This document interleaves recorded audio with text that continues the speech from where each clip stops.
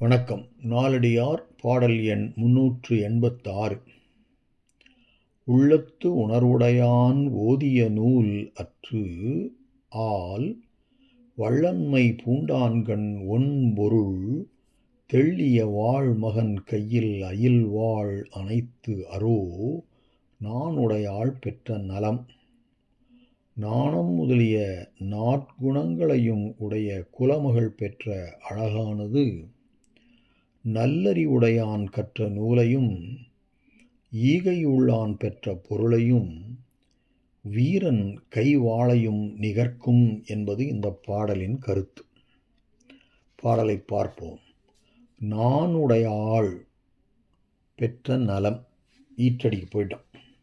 நாணத்தையுடைய குலமகள் அடைந்த அழகானது.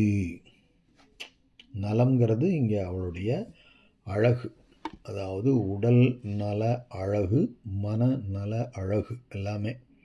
இந்த அழகான பெண் அவள் பெற்ற அந்த அழகானது உள்ளத்து உணர்வுடையான் என்றால் மனத்தில் நல்ல அறிவுடையவன், ஓதிய நூல் அற்று அவன் படித்து உணர்ந்த நூலை போன்றது. அற்றுங்கிறது ஓம உருபு. ஆல் அசை. உள்ளத்து உணர்வு உடையான் ஓதிய நூல் அற்று ஆல் அசை.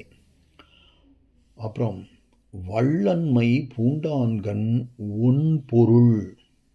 அந்த அற்று அங்கேயும் கொண்டு போய் கூட்டிக்கணும். அதாவது ஒளி பொருந்திய திரவியம் போன்றது எது? வள்ளன்மை பூண்டான்கண் ஒன்பொருளற்று. இவளுடைய அந்த அழகு இருக்குல்ல, அது ஈகைத்தன்மையை கொண்டிருக்கின்றவனிடத்தில் உள்ள பிரகாசமான பொருள்களை போன்றது. தெள்ளிய ஆண்மகன் என்றால் மனிதர்க்குள்ளே வீரம் உடையான் என்று தேர்ந்தெடுக்கப்பட்ட ஆண் தன்மையில் சிறந்த வீரன்.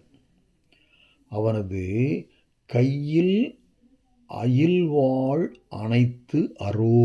அவன் கையில் இருக்கின்ற அயில்வாள்னா கூர்மையான வாள் ஆயுதம் போன்றது. எது? நாணுடையாள் பெற்ற நலம் என்பது இந்த பாடலினுடைய கருத்து ஆகும்.